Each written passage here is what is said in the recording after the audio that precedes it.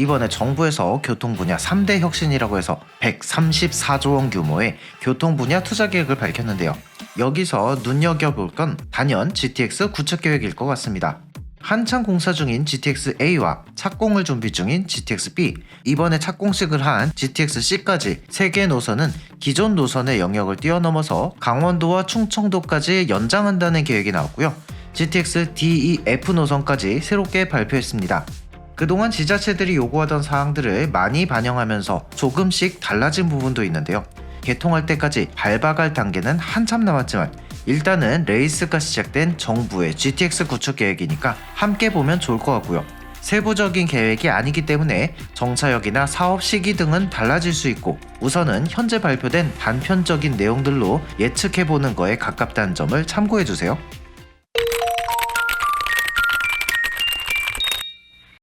안녕하세요, 전차라떼입니다.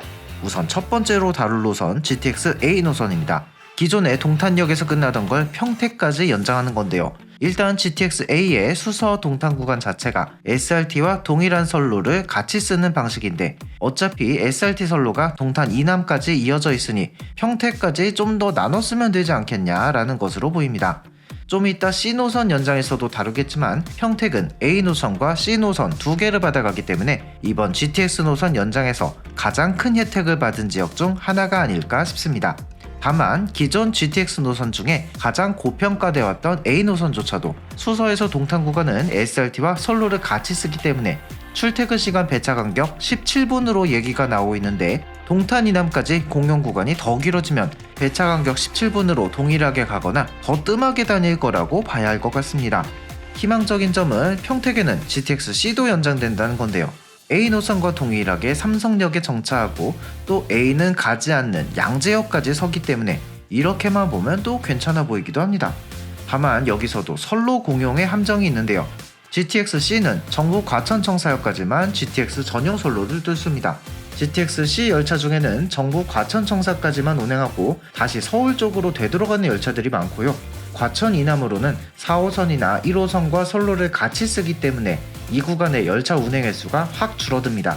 게다가 기존 GTX-C 노선 계획 자체도 금정에서 수원 구간은 선로 용량 문제가 있어서 1시간에 한 대 정도는 수원역이 아니라 안산의 상록수역으로 보내서 정차 겸 회차를 합니다.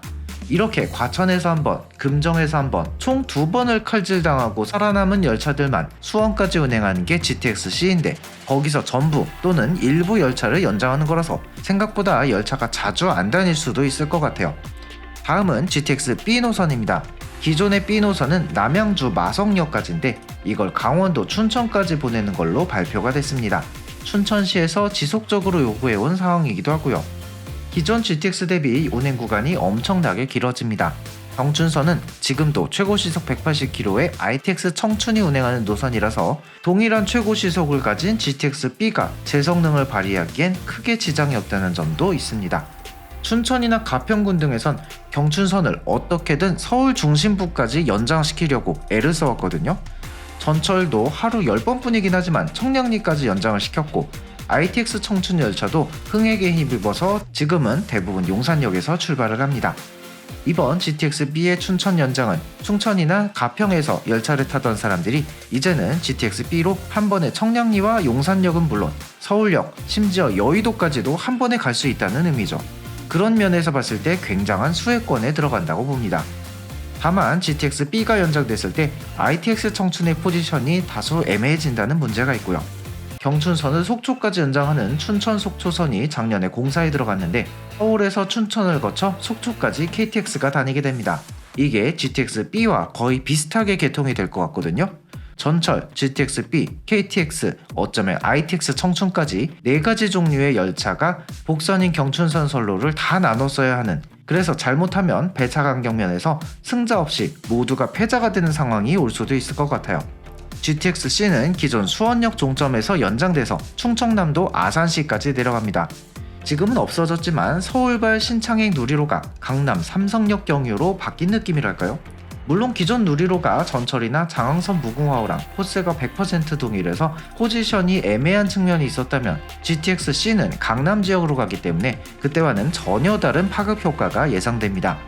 어찌 보면 천안이나 아산에서 강남행 고속버스와 본격적으로 승부를 벌일 수 있는 새로운 철도의 등장일 수도 있을 것 같아요. 다만 A노선 이야기에서도 말씀드렸듯이 배차 간격이 만족스러울지는 좀 의문입니다. 북쪽으로도 동두천시 연장이 반영됐습니다. 여기도 기존 1호선 선로 공영이고 연장거리가 9.6km밖에 안 되니까 소요시간이 다이나믹하게 줄어든다 보다는 GTX를 환승 없이 탈 수 있다는 메리트가 클 것 같습니다. 신기한 건 기존 종점인 덕정역에서 9.6km를 재보면 동두천역이 나옵니다. 그런데 동두천시의 중심지역은 동두천 중앙역 그리고 그 아래에 지행역이죠.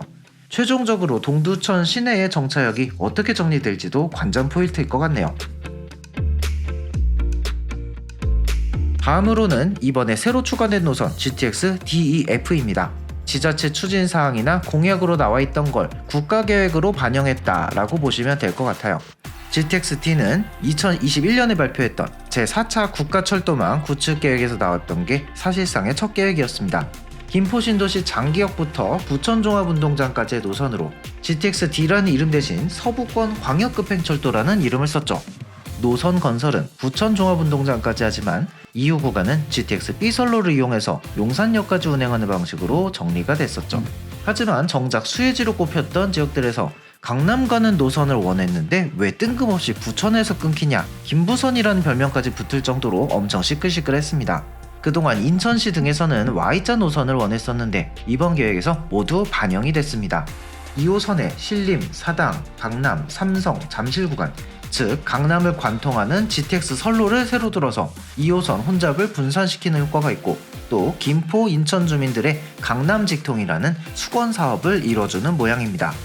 부천 종합운동장과 신림역 사이 구간은 좀 특이점이 있는데요. 신도림 경유 대신 가산 경유로 정해졌고 약간 돌아가긴 하지만 3기 신도시인 광명 시흥 신도시에 정차해서 신도시의 광역급행망까지 갖춰주는 모양새입니다.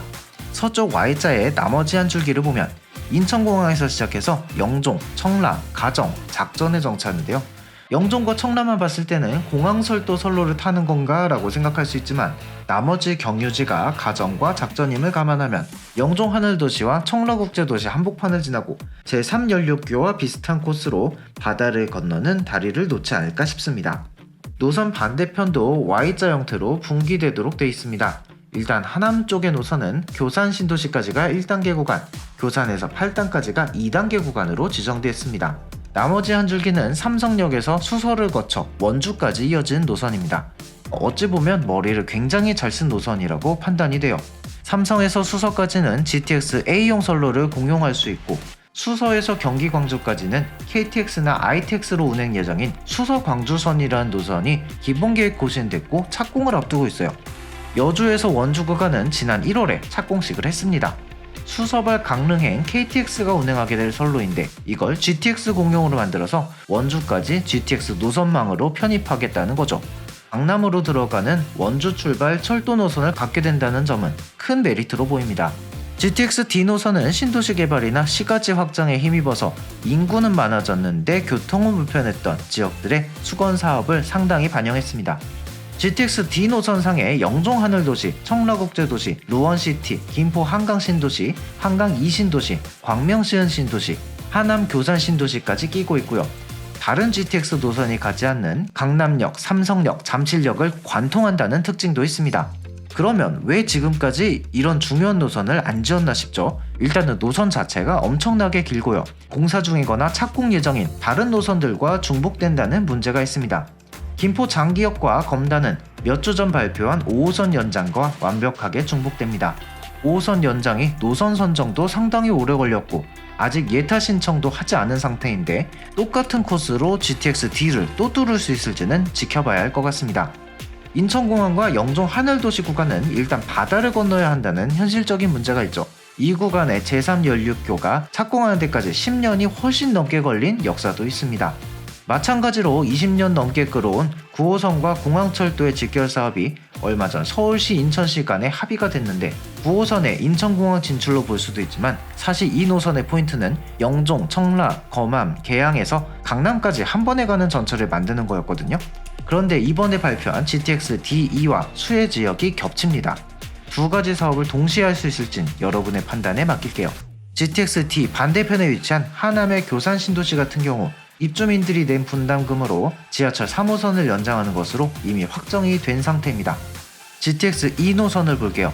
인천공항에서 대장 구간은 D 노선과 같은 코스를 달립니다. 그리고 나머지 구간은 사실 어디서 많이 본 코스예요.